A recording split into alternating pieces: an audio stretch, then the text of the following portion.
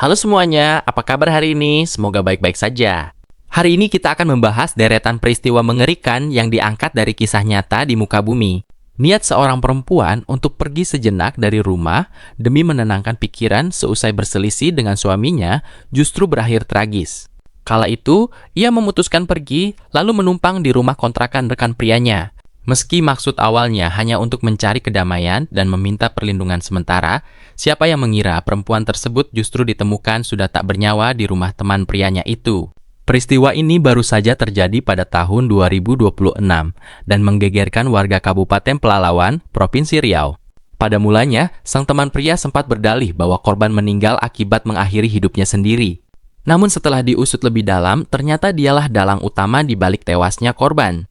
Cerita ini disusun berdasarkan pemberitaan yang telah beredar dan diterbitkan oleh berbagai media publik yang kemudian disajikan serta dirangkum dalam bentuk alur cerita. Kisah ini bermula dari seorang wanita bernama Sicilia Santripe yang saat itu berusia 40 tahun.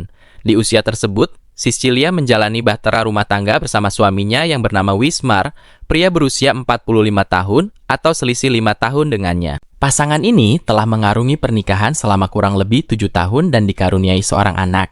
Kehidupan rumah tangga mereka sebelumnya tergolong harmonis dan seluruh kebutuhan hidup terpenuhi dengan baik. Sebelumnya, mereka berdomisili di wilayah Kabupaten Sijunjung, Sumatera Barat. Tepatnya di Dusun Jorong Unggan Buki, Desa Unggan, Kecamatan Sumpur Kudus. Namun, mereka kemudian berpindah tempat tinggal ke Kabupaten Pelalawan, Riau. Tepatnya di Jalan Pepaya, Kelurahan Pangkalan Kerinci Kota, Kecamatan Pangkalan Kerinci. Selama bertahun-tahun, Sicilia dan Wismar hampir tidak pernah menghadapi permasalahan besar. Namun, setelah sekitar 7 tahun bersama, guncangan mulai menerpa rumah tangga mereka. Persoalan berawal ketika Sicilia mendapati bahwa Wismar menjalin hubungan gelap dengan wanita lain. Penemuan tersebut meremukkan hati Sicilia dan memicu rasa kecewa yang amat mendalam. Sejak saat itu, dinamika hubungan mereka berubah drastis. Pertengkaran kerap mewarnai hari-hari mereka, bahkan komunikasi tidak lagi terjalin dengan baik selama berhari-hari. Keretakan tersebut membuat Sicilia semakin tertekan hingga merasa tidak sanggup lagi mempertahankan pernikahan mereka. Puncak perselisihan terjadi pada hari Minggu, 9 Agustus tahun 2026. Sepanjang hari itu, keduanya terlibat adu mulut hebat. Wismar merespons emosi Sicilia dengan kata-kata yang kian melukai perasaannya. Akibat perselisihan tersebut, Sicilia berencana untuk mengasingkan diri. Pada hari Senin, 10 Agustus tahun 2026, Sicilia memutuskan pergi meninggalkan rumah yang ditempatornya bersama Wismar. Sementara anaknya, ia titipkan di bawah pengawasan Wismar. Ia pergi bukan untuk menghilang selamanya, melainkan hanya ingin menenangkan diri sejenak dengan niat akan kembali setelah situasinya mereda. Saat awal keluar rumah, Sicilia sempat bingung menentukan tujuan. Akhirnya, ia memutuskan untuk meminta bantuan kepada seorang pria yang sudah lama ia kenal bernama Jamal. Dari informasi media, Jamal yang kerap disapa Udin ini berusia 30 tahun dan belum pernah menikah. Ia tinggal sendirian di sebuah rumah kontrakan yang berlokasi di Jalan Markisa, Gang Mangga, RT 03 RW 004, Kelurahan Pangkalan Kerinci Kota, Kecamatan Pangkalan Kerinci, Kabupaten Pelalawan, Riau. Jamal bukanlah sosok asing bagi Sicilia. Keduanya pernah bekerja bersama di sebuah rumah makan di Kota Pekanbaru, Riau, meski saat itu keduanya sudah tidak lagi bekerja di sana. Jamal sendiri saat itu bekerja di tempat pencucian kendaraan di Jalan Pemda Pangkalan Kerinci. Karena merasa sudah cukup mengenal dan mempercayai Jamal, Sicilia berencana mendatangi tempat kerja pria tersebut. Pada hari Selasa, 11 Agustus tahun 2026 siang, Sicilia mendatangi Jamal di tempat pencucian motor. Sicilia meminta izin untuk menginap dan meminjam kunci rumah kontrakan Jamal demi beristirahat sejenak akibat konflik rumah tangga yang sedang dialaminya. Mengingat pertemanan mereka yang sudah berlangsung lama, Jamal memberikan kunci rumahnya. Sicilia segera menuju kontrakan tersebut untuk beristirahat, sementara Jamal melanjutkan pekerjaannya. Seusai bekerja, Jamal pulang ke kontrakan dengan membawa sedikit makanan untuk dinikmati bersama. Di sana, mereka makan sembari berbincang.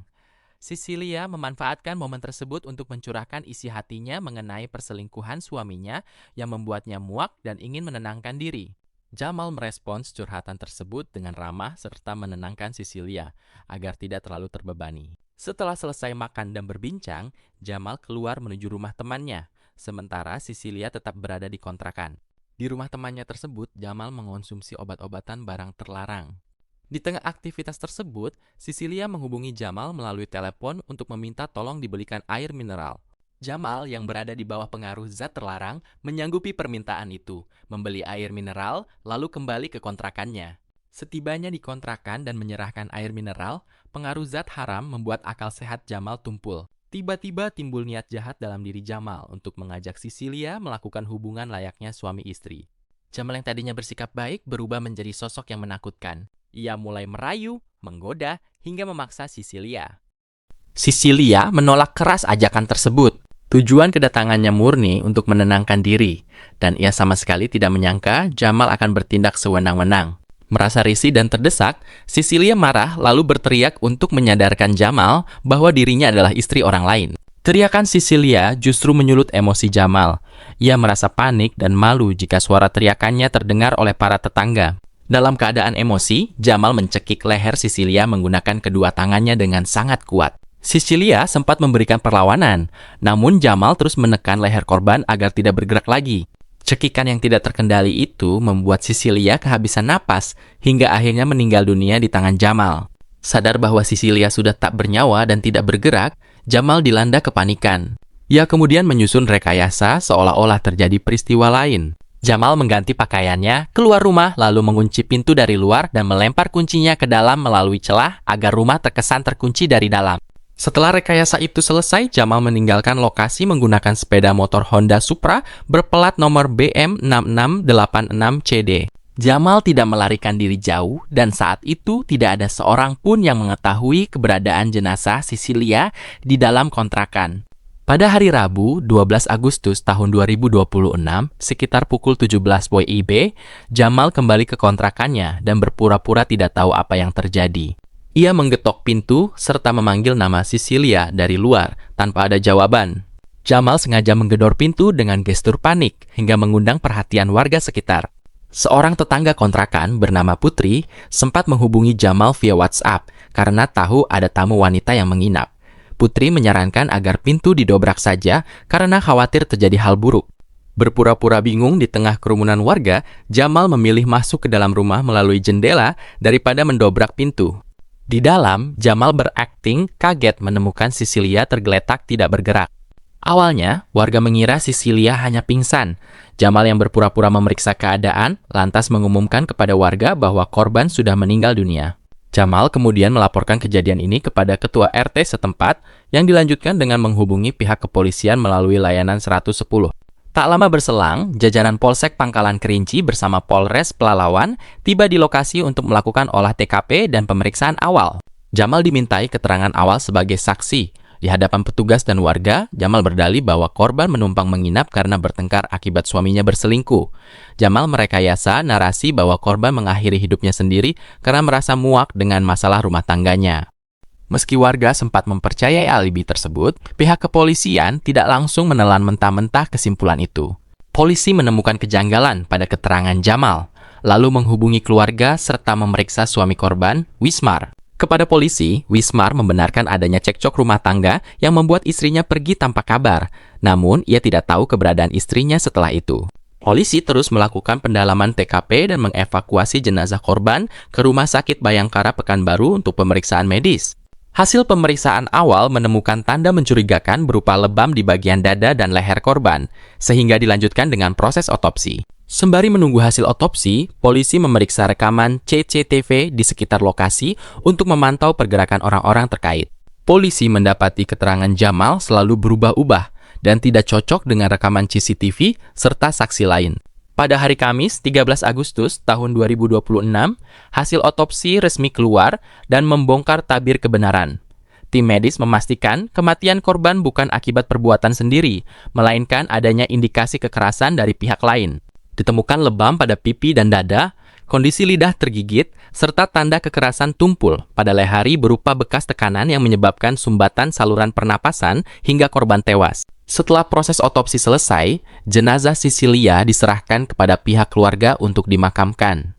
Di tengah duka keluarga, pihak kepolisian langsung mengamankan Jamal ke Polsek Pangkalan Kerinci untuk pemeriksaan intensif. Awalnya, Jamal terus mengelak dan mengaku tidak tahu menahu. Namun, setelah polisi menyajikan bukti-bukti otopsi, rekaman CCTV, dan ketidaksesuaian keterangannya, Jamal tidak bisa berdalih lagi. Di bawah desakan penyidik, Jamal akhirnya mengakui perbuatannya telah menghabisi nyawa Cecilia. Jamal mengaku berada di bawah pengaruh obat barang terlarang, sehingga emosinya tidak terkontrol. Ia kesal karena ajakan hubungan intimnya ditolak dan takut teriakan korban didengar tetangga. Atas dasar itulah, ia nekat mencekik korban hingga tewas, lalu merancang rekayasa seolah-olah korban mengakhiri hidupnya sendiri. Polisi menyita sejumlah barang bukti, antara lain pakaian korban, pakaian pelaku saat kejadian, ponsel, serta sepeda motor Honda Supra berplat BM6686CD. Atas tindak pidana tersebut, Jamal resmi ditetapkan sebagai tersangka dan dijerat dengan pasal 458 KUHP tentang pembunuhan penghilangan nyawa orang lain dengan ancaman hukuman penjara paling lama 15 tahun. Kini, Jamal harus mempertanggungjawabkan seluruh perbuatannya di mata hukum. Itulah kisah dari Cecilia, seorang ibu satu anak yang harus kehilangan nyawanya di tangan teman prianya sendiri akibat menolak ajakan asusila.